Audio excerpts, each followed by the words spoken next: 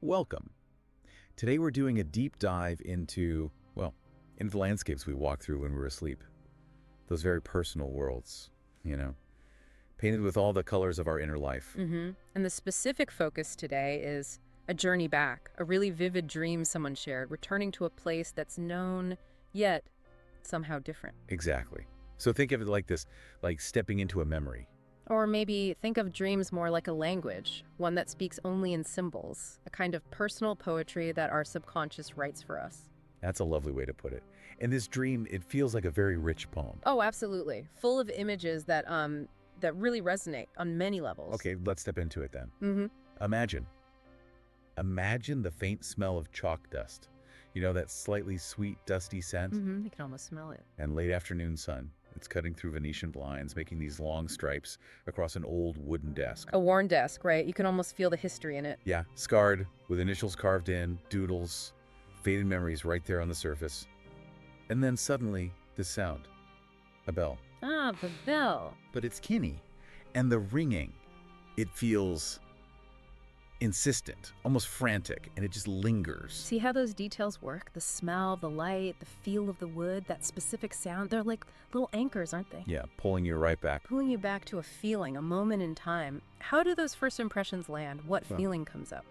It's a sense of something familiar, definitely, but also just out of reach, like trying to grasp smoke. Mm-hmm. And the dream goes on. You look around, see faded maps on the wall, old journeys maybe, and a blackboard. Still there. Still there, yeah. Half erased equations, dates, ghosts of old lessons, I suppose. Lessons learned, or maybe Right. lessons pushed against. Could be. And a clock.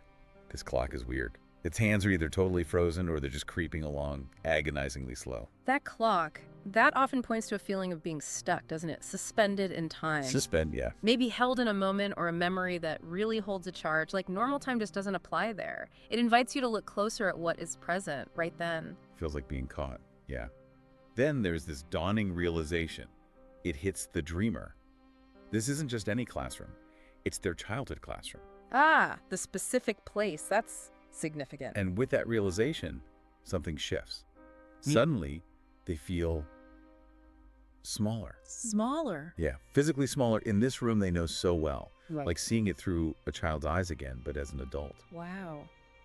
That shift in scale.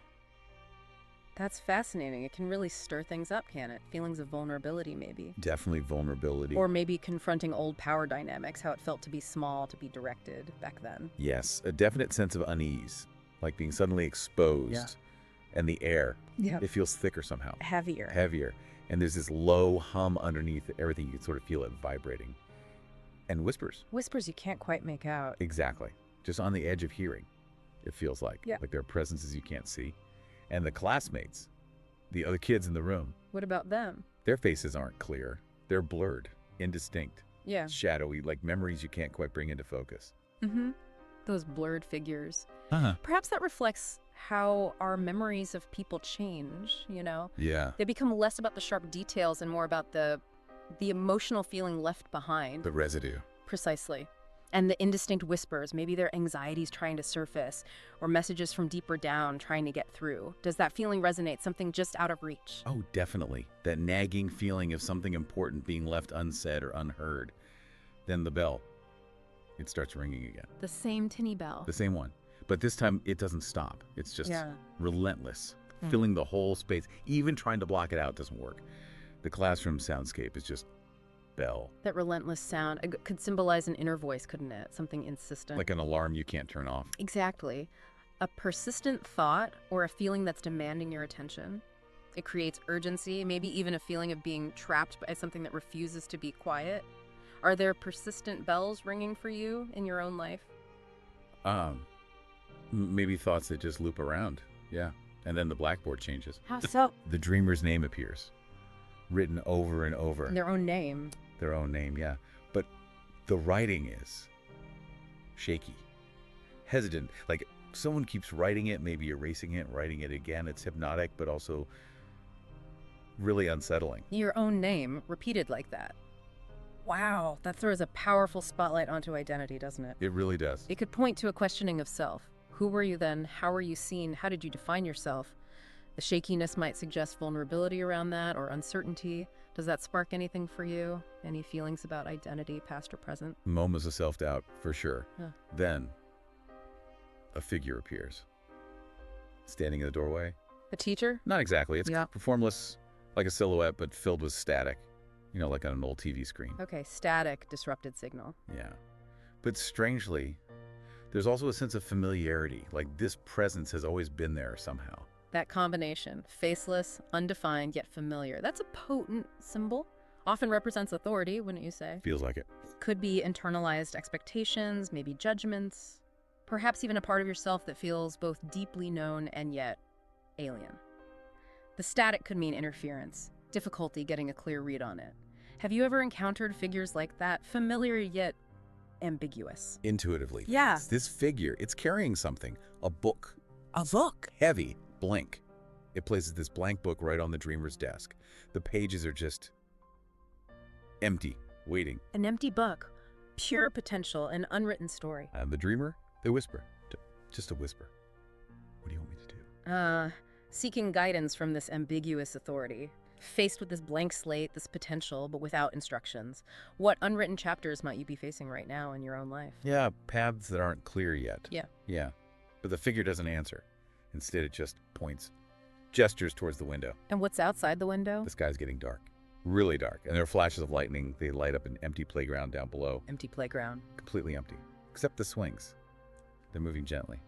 All by themselves. Swings moving on their own. Evokes a past presence, perhaps? Or forces unseen? Maybe. And then, something catches the dreamer's eye. High up in the branches of an old oak tree nearby, a single red balloon. A red balloon? Just one, caught, stuck there. And seeing it brings this sudden pang, like a tightening in the chest. That darkening sky, the lightning, classic symbols of inner turmoil, right? Yeah. An emotional storm gathering, the empty playground, the moving swings. Maybe a longing for play, for freedom, but that balloon. Yeah, the balloon feels important. Red, caught, unreachable, a very powerful image of something desired, maybe something precious that's just out of reach. It makes sense. It triggers a physical reaction, that tightening. What does a red balloon mean to you? Does it hold personal significance? A feeling of yearning, something lost maybe, or hoped for. Then the figure speaks. Finally. What to say? The voice is low, distorted. It just says, go, find it. Go, find it. A command, but still cryptic. Exactly. And as soon as it speaks, the classroom just dissolves, fades into darkness. There's a moment of feeling completely weightless. And they're somewhere else. A long hallway, dimly lit. Lockers lining the walls. Lockers. Like in a school. Yeah, but the numbers on them make no sense. They're illogical. Jumbled. And the air smells different here. Damp concrete. Rust. A transition. The dissolving classroom, the weightlessness. That signals moving deeper, shifting landscapes in the unconscious. This hallway, it feels like a liminal space, doesn't it? Between places. Between states, yeah. Governed by its own strange logic, like those locker numbers, those earthy metallic smells grounded somehow. What transitions are you navigating right now? Does this feeling of being in between resonate?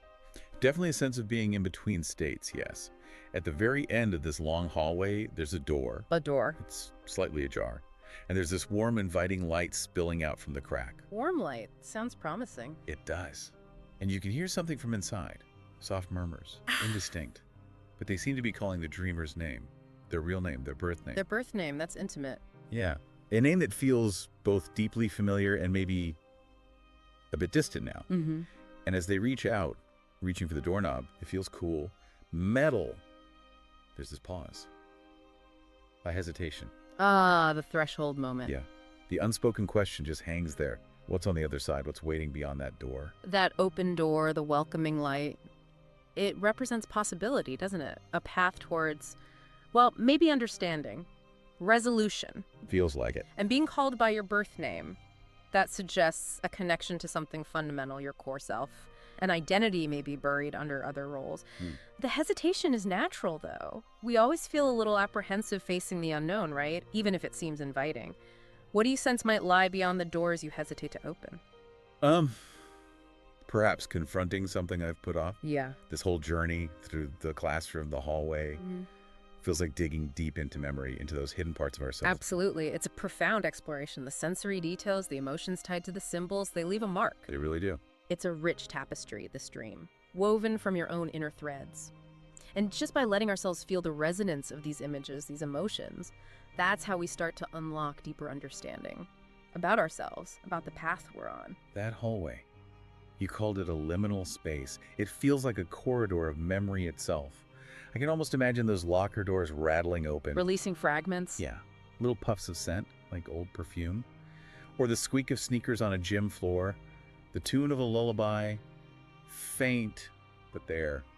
Little breadcrumbs leading you on. Breadcrumbs from the past, exactly. And that red balloon, snagged in the tree. It's such a stark image, that bright color against the wood, the leaves, symbolizing perhaps that intense longing. Something just out of reach. A wish, maybe, carried on the breeze, but then caught, grounded by life's realities. And the figure in the doorway, the static-filled one. You said authority? It could be. Parental voices, societal pressures, maybe. But it could also be, your own inner critic, those expectations we load onto ourselves without even realizing it. That makes sense. Childhood itself is like a mirror, isn't it? Right. Reflecting who we were, yes, but also who we desperately wanted to be. It's the soil where all those deep desires first took root. So the lockers. Maybe they hold more than just memories. Maybe actual buried feelings. Could be. Forgotten crushes, moments of shame or embarrassment, things tucked away, locked up tight for years. And the weird numbers on them. Not just random. Probably not random in the dream's logic. Maybe a personal code, ages that were important, milestones, or even markers for significant people who shaped you. It's like the dream isn't linear, just like memory isn't. It jumps. Exactly. It connects things across time. You can suddenly be back somewhere, prompted by just a smell, a sound, revisiting things unexpectedly. And the blank book. The potential you mentioned. An invitation, maybe, to write your own story. Yeah. To face things. Definitely an invitation. The hesitation to open it, to write, well, that could be fear, couldn't it? Or doubt. Or even denial, refusing to look at something that needs acknowledging. Denial as a kind of mask. A mask, yes. Hiding a quieter voice inside, one that's urging you, gently, to look deeper, to turn the page. The old oak tree. It feels like more than just a tree holding a balloon. Oh, I think so. A silent witness, perhaps? Its branches holding unspoken wishes, maybe regrets? All the silent stories gathered over time. And the playground. That space for early, trying things out. Experimentation, yes. Rituals, first experiences of touch, laughter, scraped knees, falling down and having to get back up again. Swing high.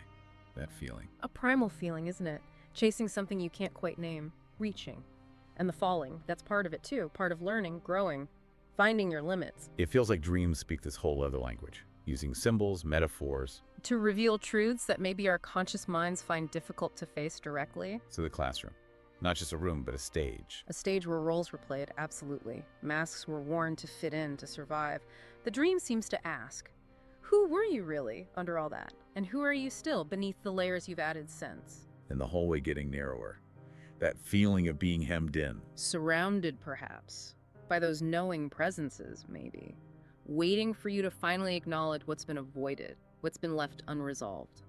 Until you reach the door. The open door, the threshold, beckoning you towards confronting those buried desires, those old fears, the truths you might have pushed away. It seems the unconscious doesn't give straight answers, does it? Rarely. It prefers questions, whispers invitations, prompts you to delve deeper, using the dream's own symbols and feelings as your guide. So the key is listening. Listening to those inner whispers, yes. Tuning in to the rhythm of your own heart. Following the subtle cues. It sounds like this dream is about returning. Yeah. Gathering up lost pieces of yourself. Parts that still yearn for acknowledgement, for integration. Yes. A journey of return. And maybe finding some peace in that. In accepting all those parts. That's often the deepest possibility held within such journeys. A profound sense of inner peace through self-acceptance. Even when you wake up and the hallway sort of fades, the feeling can linger, can't it? Its echo remains. A subtle shift, perhaps, in how you see things. And that light from the door. Yeah. Soft, golden. It's just moving towards something that feels like home. Even if you don't consciously recognize it. Like stepping into an unfamiliar room, but it feels right. Imagine finding just an empty room, a single chair waiting. An invitation. Just to be. No pressure, no need to perform or even understand right away. Just sit. Be present. And then you mentioned the light changing. rising from the floor. Yes, like an internal dawn. Understanding bubbling up from within, not from outside. So it blurs the line. Waking up from sleep and waking up inside yourself. Exactly. It's less about the act of waking, more about that felt sense of inner change. A surrender to knowing. And the memories, the symbols, they start to weave together. Into your own personal tapestry. Longing, curiosity, courage, all intertwined. So it's not about finding a dictionary definition for the balloon or the clock. Less about that and more about recognizing what they mean to you, their personal resonance. That's where the power lies. And then the chair fades. But you feel yourself rising. Not physically, but With a new resolve, an inner shift, like standing taller somehow. the room itself becomes less a place, more a state of mind. A state of being, yes, beyond physical limits. And that bell sound, maybe it comes back, but feels different. Perhaps less insistent now. Maybe signaling a return, or perhaps a farewell. A letting go of an old way of being. The important thing is the movement, continuing forward, even without a map. Guided by that inner compass, that feeling. Yes. And as the light in the dream dims, it's not really ending. More like drawing inward, taking that illumination with you, carrying it into the waking world. Maybe the classroom even reappears briefly, but it feels different now. Lighter, perhaps. The figures seem less ominous. Kinder, even. And the blackboard, maybe the messages change too. Perhaps now it simply reads, "You already know." A reminder to trust yourself. Trust the whispers of your own heart, the wisdom you already hold. Then the bell rings one last time. Gentle now. A gentle callback to the surface, pulling you towards waking awareness. But the feeling lingers. The dreams echo. It stays with you, coloring the edges of your day. It makes you question things, doesn't it? What's really awake? What's dreaming? Are they so separate? Or perhaps they're interconnected currents of the same river of consciousness. This dream feels like a gift or a clue. A map written in invisible ink, maybe? Revealed by feeling, not just sight. And the red balloon. Maybe now you see it rising, free from the tree. Drifting up, disappearing, symbolizing the journey itself, perhaps, letting go. While the swings keep moving, silently. An invitation that's always there. Yeah. And the hallway too, always open within you. An open passage, always accessible. So each step you take in your waking life, it feels a little lighter now, guided by those echoes. Subtly, yes. A new layer of understanding informs your choices, your movements. And the dream isn't finished. It keeps evolving inside you. It transforms as you integrate its meaning, as you continue your own path. You carry that changed inner state with you. It's like dreams are these incredible invitations, aren't they? To go exploring. Exploring the hidden landscapes, the deep wells of feeling and knowing within. Using the past, like that classroom, not as something to be stuck in, but as a portal, a way into understanding, and maybe even healing. So you just keep walking, Mm-hmm. guided by that warmth, that echo. That lingering presence of the dream. A quiet companion on the journey. And maybe you start to look forward with a little curiosity. To the next dream, to the next landscape that might unfold.